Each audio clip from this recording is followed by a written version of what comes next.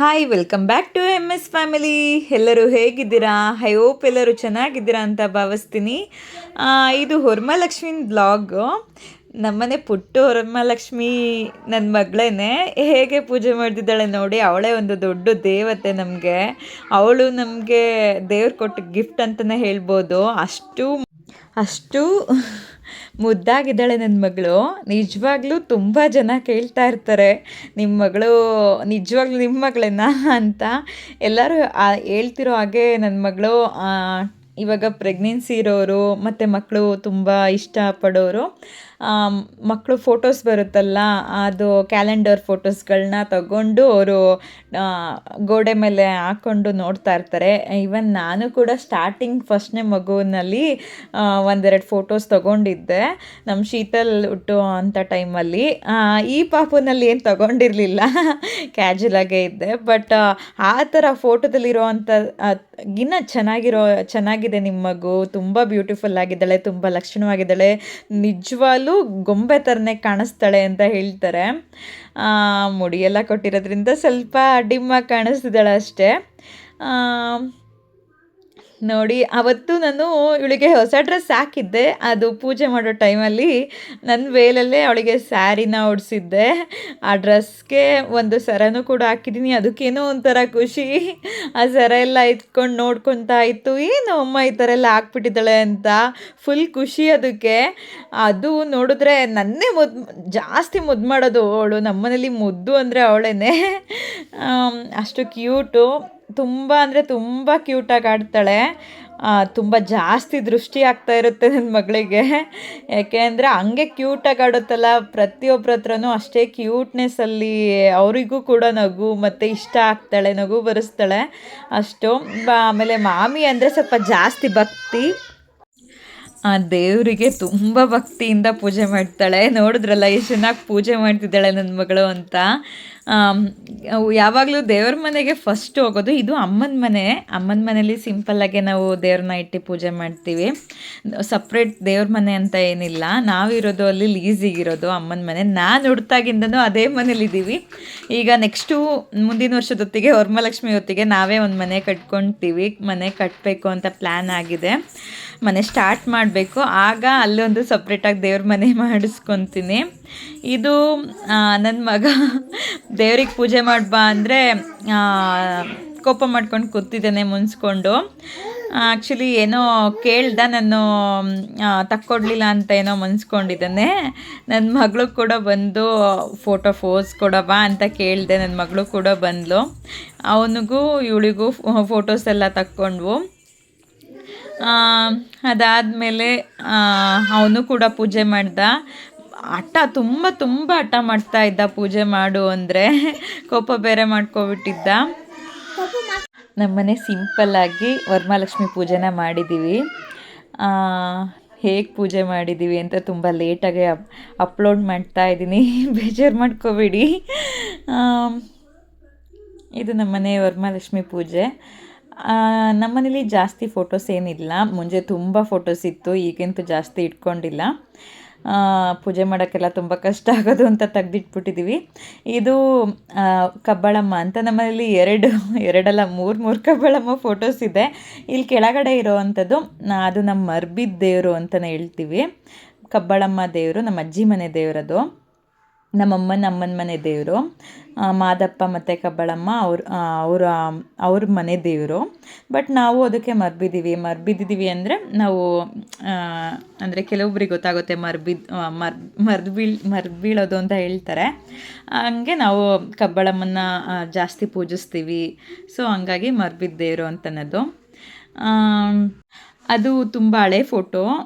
ಈಗ ಒಂದು ಹೊಸ ಫೋಟೋ ತೊಗೊಬಂದಿದ್ದೀವಿ. ಈಗ ಅಂದರೆ ಅದು ತಂದು ಒಂದು 10 ವರ್ಷನೇ ಆಯಿತು. ಅದು ದೊಡ್ಡ ಫೋಟೋ ಅಲ್ಲಿ ಮೇಲ್ಗಡೆ ಇದೆ ನೋಡಿ, ಅದು ದೊಡ್ಡ ಫೋಟೋ ತಂದಿದ್ದೀವಿ ಕಬ್ಬಾಳಮ್ಮಂದು. ಆ್ಯಕ್ಚುಲಿ ನನಗೆ ಯಾವ ದೇವ್ರು ಇಷ್ಟ ಅಂದರೆ, ನಾನು ಹೇಳೋದೇ ಕಬ್ಬಾಳಮ್ಮ ಅಂತ. ನನ್ನ ಚಿಕ್ಕ ವಯಸ್ಸಿಂದನೂ ಕಬ್ಬಾಳಮ್ಮ ಅಂದರೆ ನನ್ನ ತಾಯಿಗಿನ್ನ, ನಂಗೆ ಜನ್ಮ ಕೊಟ್ಟ ತಾಯಿಗಿನ್ನ ಹೆಚ್ಚು ಅಂತಲೇ ಹೇಳ್ತೀನಿ. ಅವಳೇ ನನಗೆ ಫಸ್ಟ್ನೇ ತಾಯಿ ಅಂತ. ಅದಾದಮೇಲೆ ನನ್ನ ಜನ್ಮ ಕೊಟ್ಟವರು ಅಂತ ಹೇಳ್ತೀನಿ. ಅಷ್ಟು ಅಂದರೆ ಅಷ್ಟು ಹುಚ್ಚು ನನಗೆ. ಮುಂಚೆ ಎಲ್ಲ ಹೇಗೆ ಅಂದರೆ ಕಬ್ಬಳಮ್ಮ ಅಂದರೆ ನನ್ನ ನಿನ್ನ ಹತ್ರ ಕರ್ಕೊ ಅಮ್ಮ, ನಿನ್ನ ಜೊತೆನೇ ಇರ್ತೀನಿ ನಾನು, ನಿಮ್ಮ ಮನೆಗೆ ನೀನು ಎಲ್ಲಿದೆಯೋ ಅಲ್ಲಿಗೆ ನಾನು ಬರ್ತೀನಿ, ನಿನ್ನ ಕರ್ಕೊ ಅಂತ ಕುತ್ಕೊಂಡು ಫೋಟೋ ಹತ್ರ ಇಟ್ಕೊಂಡು ಬೇಡ್ಕೊಳ್ತಿದ್ದೆ. ಅಷ್ಟು ಹುಚ್ಚು ನನಗೆ. ದೇವಸ್ಥಾನಕ್ಕೆ ಹೋಗೋದು ಅಂದರೂ ತುಂಬ ಇಷ್ಟ, ಯಾವಾಗಲೂ ಹೋಗ್ತಾನೆ ಇರ್ತೀವಿ. ಹಾಗೆ ನನ್ನ ತಾಯಿನೂ ಪೂಜೆ ಮಾಡ್ತಿದ್ರೆ. ನಮ್ಮ ಮನೇಲಿ ನಮ್ಮ ದೊಡ್ಡಮ್ಮನೇ ಆಗಲಿ, ನಮ್ಮಮ್ಮ ಅಕ್ಕ ತಂಗಿದ್ರೆ ಆಲ್ಮೋಸ್ಟು ಜಾಸ್ತಿ ಅಂದರೆ ಕಬ್ಬಳಮ್ಮನೇ ನಾವು ಪೂಜಿಸೋದು. ಮನೆ ದೇವ್ರು ಇದ್ದರೂ ಕೂಡ ನಾವು ಜಾಸ್ತಿ ಪೂಜಿಸ್ತೀವಿ. ಅಂದರೆ ಮರ್ಬಿದ್ದವರು ಅಂದರೆ ಹಂಗೆ ಜಾಸ್ತಿ ಆ ದೇವ್ರನ್ನ ಪೂಜಿಸೋದು. ಆ ದೇವರಿಗೆ ಇವಾಗ ಯಾವ ದೇವರು ನಿಮ್ಗೆ ಇಷ್ಟ ಆ ದೇವರಿಗೆ ಜಾಸ್ತಿ ನಡ್ಕೊತಿರಲ್ಲ, ಅದೇ ಥರ ನಾವು ಈ ದೇವರಿಗೆ ನಡ್ಕೊಳ್ಳೋದು.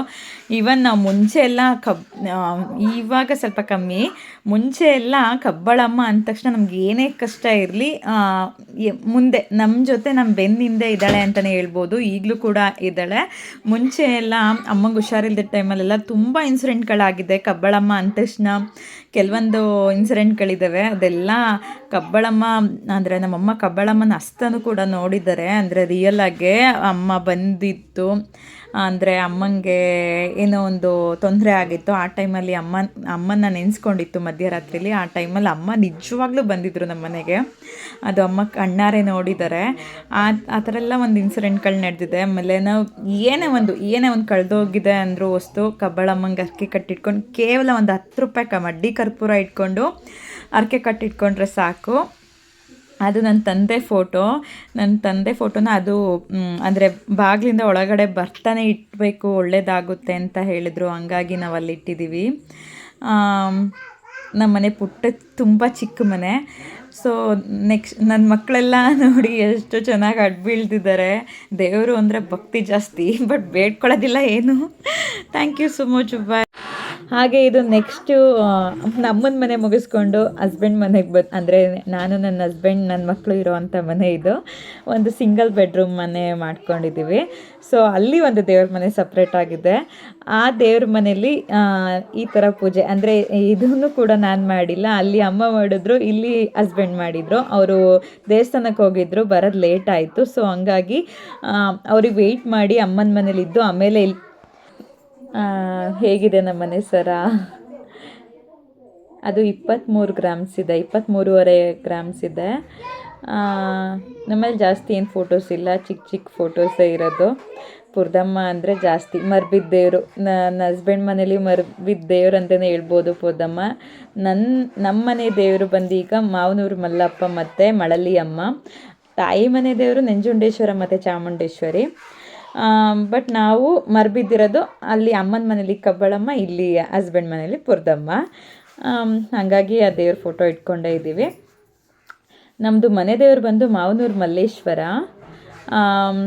ಆ ಬೆಟ್ಟದ ಹತ್ರ ಹೋಗಿ ಒಂದ್ಸಲ ವೀಡಿಯೋ ಮಾಡಿ ಅಪ್ಲೋಡ್ ಮಾಡ್ತೀನಿ. ತುಂಬ ಅಂದರೆ ತುಂಬ ಶ್ರೇಷ್ಠವಾದ ದೇವರು ಅದು. ಅಂದರೆ ಅಷ್ಟೇ ನಿಷ್ಠೆಯಿಂದ ಅಲ್ಲಿ ಪೂಜೆ ಮಾಡಬೇಕು. ಬೆಟ್ಟದ ಮೇಲಿದೆ, ಅಲ್ಲಿ ಪ್ಲೇಸಸ್ಸು ತುಂಬ ಚೆನ್ನಾಗಿದೆ. ನನ್ನ ಮಗಳ ಕೈಲೆಲ್ಲ ಪೂಜೆ ಮಾಡಿಸ್ತಿದ್ದಾರೆ. ಅದಾದಮೇಲೆ ಪಲಾವ್ ಮತ್ತು ಪಾಯಸ ಬಜ್ಜಿ ಮಾಡಿದ್ದೆ. ಬಟ್ ದೇವ್ರ ಮುಂದೇನು ಎಡೆ ಕೊಟ್ಟಿರಲಿಲ್ಲ, ಹಾಗೆ ಪೂಜೆ ಮಾಡಿದ್ವು. ನನ್ನ ಮಗಳು ನೋಡಿ ಹೇಗೆ ನೋಡ್ತಿದ್ದಾಳೆ ಅಂತ. ಅವಳಿಗೆ ಆಲ್ರೆಡಿ ನಿದ್ದೆ ಬಂದ್ಬಿಟ್ಟಿದೆ, ಆದರೂ ಅಮ್ಮ ಅಂತ ತಪ್ಕೊಂಡು ಮುದ್ದು ಮಾಡ್ತಿದ್ರು. ಅಂದರೆ ವೀಡಿಯೋ ಅಂತ ಸ್ಟಾರ್ಟ್ ಮಾಡಿದ ತಕ್ಷಣ ಅವಳು ನನಗಿಂತ ಜಾಸ್ತಿ ಫೋರ್ಸ್ ಕೊಡ್ತಾಳೆ. ಆ ಫೋರ್ಸ್ ಕೊಡೋದ್ರಲ್ಲಿ ಎಕ್ಸ್ಪೋರ್ಟ್ ಅಂತಲೇ ಹೇಳ್ಬೋದು. ಅಷ್ಟೂ ಕ್ಯೂಟು ನನ್ನ ಮಗಳು. ಮುಂದೆ ಒಂದು ದೊಡ್ಡ ಯೂಟ್ಯೂಬರ್ ಆಗ್ತಾಳೆ ಖಂಡಿತ. ನನಗೆ ತುಂಬ ಕ್ರೇಜ್ ಇತ್ತು, ಬಟ್ ಆ ಕ್ರೇಜ್ನೆಸ್ ಎಲ್ಲ ಅವಳಿಗೆ ಬಂದಿದೆ. ಅವ್ರ ಅಪ್ಪ ಅಂದರೆ ಸಖತ್ ಇಷ್ಟ. ಅಪ್ಪ ಅಂದರೆ ಜೀವ ಅಂತಲೇ ಹೇಳ್ಬೋದು ಅವಳಿಗೆ.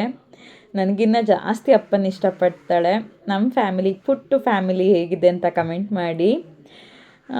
ನಮ್ಮ ಫ್ಯಾಮಿಲಿಗೆ ಹೀಗೆ ಸಪೋರ್ಟ್ ಮಾಡ್ತೀರಿ. ನಮ್ಮ ಚಾನಲ್ನ ಯಾರೆಲ್ಲ ಇನ್ನೂ ಸಬ್ಸ್ಕ್ರೈಬ್ ಆಗದೆ ನೋಡ್ತಿದ್ದೀರಾ ಅವರೆಲ್ಲರೂ ಪ್ಲೀಸ್ ಸಬ್ಸ್ಕ್ರೈಬ್ ಆಗಿ, ಲೈಕ್ ಮಾಡಿ, ಸಪೋರ್ಟ್ ಮಾಡಿ.